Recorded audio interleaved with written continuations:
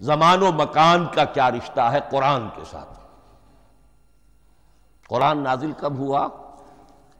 ہمارا چونکہ عام طور پر جو معمول ہے، ہم تو جو کرسچین ایرا ہے اس کے حوالے سے ہمارے ذہن کے اندر سارا حساب کتاب ہے، تو سن 610 عیسوی سے لے کر 632 عیسوی تک شمسی حساب سے 22 سالوں میں قرآن نازل ہوا ہے۔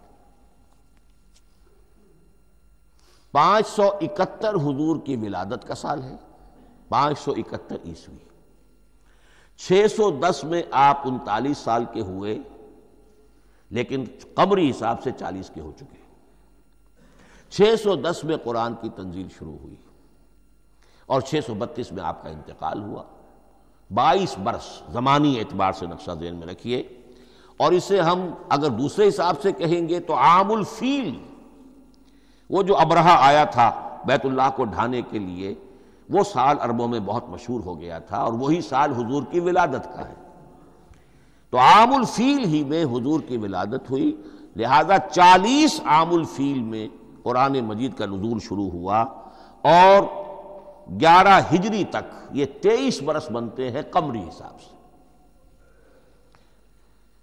ایک رائے یہ بھی ہے کہ قرآن کا نزول 20 برس میں ہوا ہے، اور اس میں وضاحت یہ ہے کہ پہلے 3 سال اللہ تعالیٰ نے ایک فرشتے کو، حضرت اسرافیل علیہ السلام کو مامور کیا تھا حضور کی تعلیم پر۔ دنیاوی اعتبار سے حضور نے کوئی تعلیم حاصل نہیں کی، آپ امی تھے، آپ نے دنیاوی اعتبار سے کسی کے سامنے زانو تلمس طے نہیں کیا، کہیں کوئی تعلیم حاصل نہیں کی، کہیں کوئی تحصیل علم نہیں کیا، لیکن اللہ تعالیٰ نے علمہ شدید القویٰ، اللہ تعالیٰ نے جو کچھ انہیں سکھایا ہے، جو علم انہیں عطا کیا ہے، تو ایک روایت یہ ہے کہ 3 برس تک، اور اس کے بعد پھر قرآن نازل ہونا شروع ہوا، تو 20 برس تک قرآن نازل ہوا۔ لیکن وہ لوگ بھی مانتے ہیں کہ سورہ علق کی آیتیں نازل ہو چکی تھی، پھر 3 برس کا وقفہ ہے۔ سورہ علق کی آیتیں کیا ہے؟ جو پہلی وحی ہے، اقرأ بسم ربک الذی خلق، خلق الانسان من علق، اقرأ وربک الاکرم الذی علم بالقلم، علم الانسان ما لم یعلم۔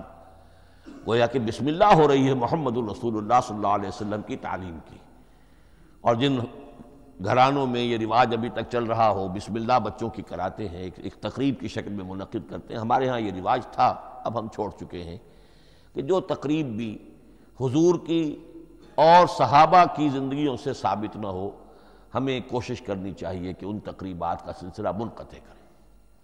ما انا علیہ واصحابی، ہماری تقریبات جو ہیں وہ بس وہیں تک محدود رہنی چاہیے۔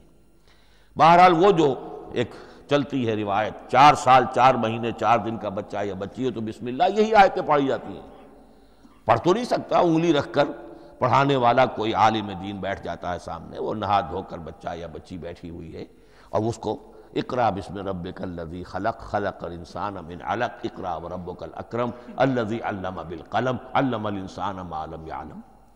اب اس میں تو سارا پڑھنے پر زور ہے، حصول علم پر زور ہے، کسی تبلیغ کا حکم ہی نہیں، ابھی رسالت کا کوئی تذکرہ کچھ بھی نہیں، اس میں تو قیامت کا بھی کوئی ذکر نہیں۔ اب اس کے بعد روایت یہ ہے کہ 3 برس تک پھر حضرت اسرافیل دن رات حضور کے ساتھ رہے ہیں اور آپ کی تعلیم ہوئی ہے، اور پھر 3 برس کے بعد پھر وحی کا سلسلہ شروع ہوا ہے، واللہ عالم۔ لیکن یہ کہ جب سورہ اقرا نازل ہو چکی ہے، اس کی 5 آیتیں، تو وہ 3 برس بھی اس کا وقفہ شمار ہوں گے، زمانہ نزول پھر وہی 23 برس رہے گا۔ اسی کے ساتھ میں نے عرض کیا تھا کہ دوسری بات یہ کہاں نازل ہوا قرآن۔ ایک لفظ میں تو یہ سمجھ لیجئے یہ حجاز میں نازل ہوا۔ حجاز جزیرہ نماء عرب کا ایک خاص حصہ ہے، پہاڑی سلسلہ، یوں سمجھ لیجئے، اس کو ذہن میں رکھیے۔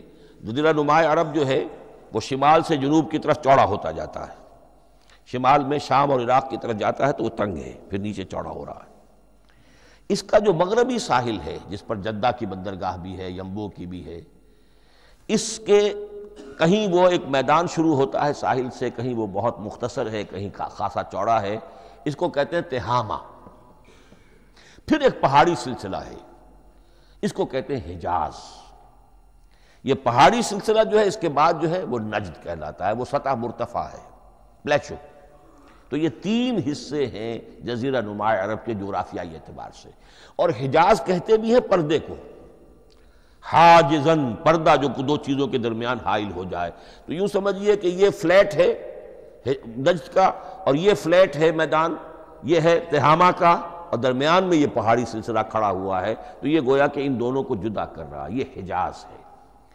اس حجاز ہی کا شہر مکہ ہے، اس حجاز ہی کا شہر مدینہ ہے، اس حجاز ہی کا شہر طائف ہے، اس حجاز ہی کی آخری ٹپ سمجھ لیجئے تبوک ہے۔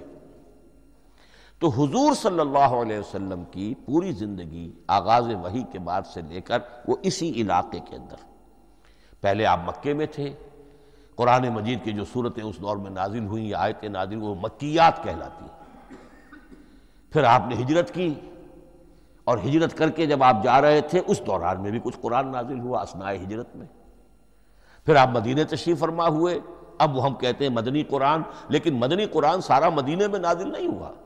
آپ کبھی جا رہے کسی مہم پر، کسی جنگ کے لیے، غزوہ بدر کے لیے آ گئے ہیں، تو وہاں جو آیات نازل ہو رہی ہیں وہ مدینے میں تو نہیں ہو رہی۔ براڈ تقسیم تو یہی ہے، مکی مدنی۔ ہجرت سے قبل جو کچھ نازل ہوا وہ مکی، ہجرت کے بعد جو کچھ نازل ہوا وہ مدنی۔ لیکن صرف مدنی کہنا صحیح نہیں ہے۔ اثناء سفر تبوک، اتنا طویل سفر ہے آپ کا، اس کے دوران آتے جاتے قرآن نازل ہوتا رہا۔ لیکن یہ بات نوٹ کر لیجئے کہ پورا قرآن حجاز ہی میں نازل ہوا ہے۔